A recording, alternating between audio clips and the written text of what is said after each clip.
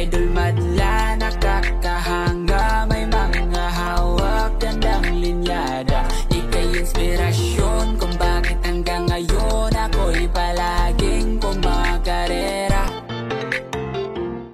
Dito na ng mga warriors natin dito sa Dreamloft mga kalapatid. Yan, kung saan nga ay nagigiba na tayo unti-unti. So ito, kita nyo nga, tatanggalin na natin yan. Ayan o. Nakita nyo ang alikabok mga kalapatid. Tanggalin na natin to dito. Kaya tayo ay nagpe-face mask kasi ang dami alikabok. Ayan, wala nang bintana dito. Ayan o. Tatanggalin ko na yung mga laman dito kasi ubusin na natin yung laman dito. So, wala na bintana. Ngayon, yung ibon na to, lilipat ko naman to dun sa harap para malipat na natin ng pwesto. Yung pinto naman yung susunod ko, siguro to baka bukas na. No? Kasi kukunin ko to eh. Kaya kita nyo, nandun yung ano natin, lamesa. Lalabas ko rin to. Papasok ko dun sa may loob para magamit si Tatay Madla. Nilagyan natin ng cover dito kasi nabibilad sila. Dahil wala pang tarapal na para dito. Kulang pa tayo ng isang tarapal. Ayan. Soft opening pa lang kaya ganyan ang itsura. So wala pa kasi yan dito official na tarapal. Hindi pa ito yung tarapal. So dito may tarapal na ditaas. Ayan. Ano to eh, dapat isusunod sa galaw to pero dahil hindi nakaayos. Hindi sumusunod. Pero dapat susunod dyan. Ayan. Pagka umayos na yung pag-ikot na ito, makukuha din yan. Nilalagyan natin trapal kasi medyo mainit. Ito ang tsura ngayon ng loop natin sa side view. Tapos pag dito naman, ito dahil buhangin dito mga kalapatid. Galing yan lahat sa taas. Dahil binawasan nga natin yung flooring, binaba natin. So madadagdagan pa yan kasi meron pa dun sa kalahati eh. So yung kalahati na nasa side naman na yun, bababa rin dito yan. So dadami ang lupa dito. Pero ito magagamit pa natin pang ano to eh. Pang dito. Pang gilid-gilid lang pwede yan. Pang platada hindi pwede, bibistayin pa. So ito, pantay na dito mga kalapatid. So, mataas na. Pinantay na namin, hindi na namin dinrap kagaya ng plano. Ayan, okay tayo. Tapos ito si Tatay Madla. I-layout na niya kanina to. Ayan, may PC na, may tansi na. Bukas, isimentohan na namin to. Ayan o. Kakaroon na ng flooring tong stock section natin. So ayan yung magiging flooring nyan. Sa ilalim yung lilinisin. Ayan yung may tansi. Tapos yung flooring ng ibon, ito sa bakal. Ayan, hindi pa pala nakakulay blue to. Ayan, pwede ko na rin i-blue to. Siguro bukas, bu-blue na rin natin.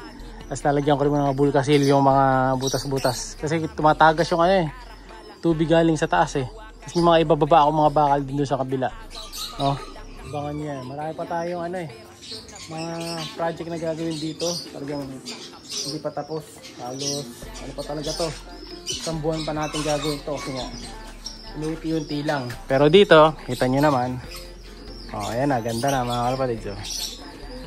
Smooth na ang ating soft opening dito sa Dreamloft. Sa ibaba, ayan o. Medyo ubos na yung mga tubig nila. Ibigyan natin ng ano to mga to. Mga stag. Mamaya. Para maano sila. May masamasan sa feeds. Kasi gusto nila stag naman eh. Saka inaalalayan din natin to ng ibang mga Taiwan soil, mga ganon. Para di sila manawa. So ito na iba natin mga ibon dyan o. Ayan o. Dito ngayon madaling mamili ng ibon mga kalapatids. Kitang kita nyo kagad o. Ayan o. Pero wala pang pinto dito. So yung pinto dito, ito lang muna temporary. Nilalagay lang to sa gabi. Ayan. So binabantayan ko rin naman to pag gabi kahit paano. Tapos ibili rin tayo dito ng CCTV. Gusto lang natin dito. Halagyan natin dito. Sa side na to. So nakaharap dun. Kasi dito tatanggalin na namin pinto. Wala nang pinto dito. Nagawin ko tong ano, section ng kalapate. Para sulit yung bawat spasyo natin. So, ayan ang pwesto. Yung mga lovebird, sila Keps, nandun. Medyo mainit ang pwesto nila. Kaya ayan, hindi nyo nang itsura nila dyan. Lalagyan ko rin sila ng oregano mamaya. So dito ilagayan ko ng gamit to bali. Itong side na to. Kukunin ko rin yung mga puputrade sa kabila. Para dyan na ilagay. Hindi pa ako nakakapagwalis. Bukas na siguro. O yan, itsura sa sahig. Maganda lang dito kasi parang lupa lang siya. Kasi kung tinayos ito, medyo magseselan naman ako sa ano eh. dumi. Kaya okay na rin to na hindi natin na tiles. No, may tiles naman tayo pwedeng gamitin. Hindi lang natin nilagay. Yun nandun, diba? Sa kabila. So, eto dito rin. 4 na layer na yung kalapate. Kahapon, 3 lang to. Wala yung ibaba. Pero yan ngayon. Nakalagay na. Diba? Nadagdagan na yung layer ng kalapate natin. So, ang naiwan na lang na cage dun sa kabila, sa loob, 4. Tapos sa labas, 4, 5 na lang. So, kakailanganin natin talagang pataasin yung isa. Kailangan maging ganito yung itsura nung nandun sa kabila. Ayan. Agawa tayo ng isa pang ganito, nakamukha nito. Ayan.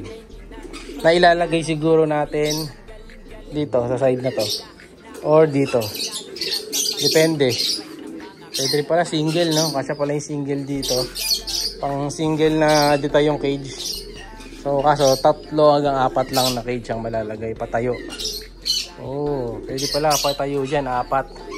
No? Kalahati nung ganito, mga kalapatid yan. Kasi ito, waluhan eh. Pwede pala yan, 4 lang. No? Yun pala, pwede pala dito yan. Tingnan natin anong magagawa natin dyan. No? Abangan yung mga discount na gagawin natin. Ito lamesa, liligpit ko din to. Tanggalin natin yung mga kalat-kalat dyan. No?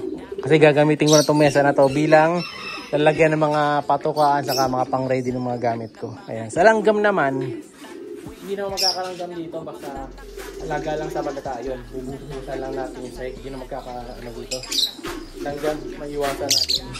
Si Keps, eto. Oh, nanggugulo si Keps. Yung dalawa kong lovebird. Ayan o. May 2 anak yan dito eh. Ngayon ito, nalipat ko na yung mga gamit. So, nandito yung isang tarapal. Ito mapupunta dun sa likod eh. Dun sa side, dun sa kabila. Ayan o. Ang liwanag dito mga kalapatid. Ganda. Dito na lang pinto. Tatanggalin din natin yan. Sisirain na natin. Wala na to. Sira na to eh. Dahil sinemento na yan sa kabilang side. Kita nyo yung dumi mga kalapatid. Oh. Puro dumi ng ibon yan. No?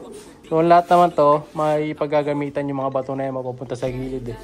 So yung mga extra gamit ko na lang ang nililipit ko dito yan. Katulad ng mga kasabit na yan. Yung mga ganyan kalat-kalat.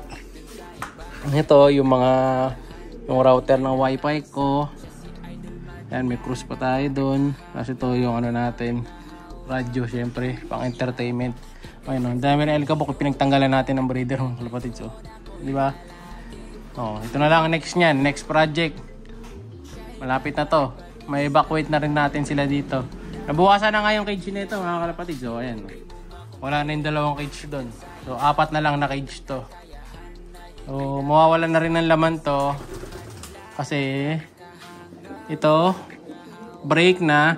Ito, break na. 2 na lang magkakaroon ng laman. So, maaaring yung 3 na to, masama na dito sa magkabilang section. Tapos, ito na lang.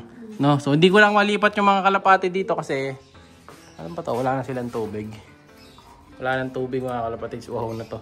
Dahil may itlog pa tong Jansen Relax ko. Ayan o. So ayaw pang magbigay ng Jansen Relax natin. Pag itong Jansen Relax ko na to, na lipat na natin, ay namisa na to, okay na mga kalapatid. Pwede na tayo maglipat. No? Once na magano yung anak nito, 5 days old. So konti na lang inihintay ko kasi 4-9 siya eh. So ayan, 9. Bilang lang kayo ng 18 days. 1, 2, 3, 4, 5, 6, 7, 8, 9, 10, 11, 12, 13, 14, 15, 16. Ito, 16. Mapipisa ka siya possible 25, 26 hanggang 27. O, tama. O. First week of May, lipat na tayo. No, so ito sakto full moon, Friday. So 2 weeks na lang, hinihintay natin. Kasi ano na ngayon eh. 1 week na lang pala. 1 week na lang. 1 week mahigit, dilipat na tayo. Alisin na lahat ng cage dito. Mawala na ng ibon dito. Yun na lang ang kalapati dito niyan sa kabila na to. Ayan o. So yun kasi nakapatong lang naman yun yung pinulik. Magiging tiles din yun pag tinanggal natin. No? So yan, kukunin din natin yan. Ubusin natin laman nito.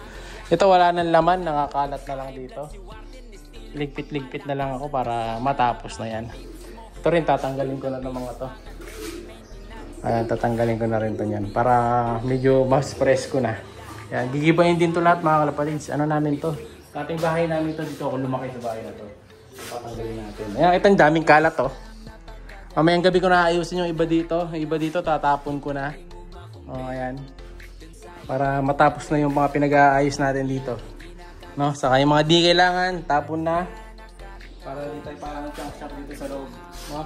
So, yun muna mga kalapatid para sa araw na to. Update ko kayo para sa susunod na mangyayari dito sa loop natin mga kalapatid. Malaking pagbabago yung mangyayari dito. Saka kanina nga pala, yung ending bird natin napadala na. Ito. So, ayan. Thank you sa mga sumali sa ending bird natin. Siyempre, kung gusto sumali, PM lang 120 free shipping. At kung gusto nung free gift bird naman ang gusto, comment lang parati para makatanggap. Alam nyo na, like and subscribe. Yes! Siya'y kalapatistang napakagaling na kinakilala.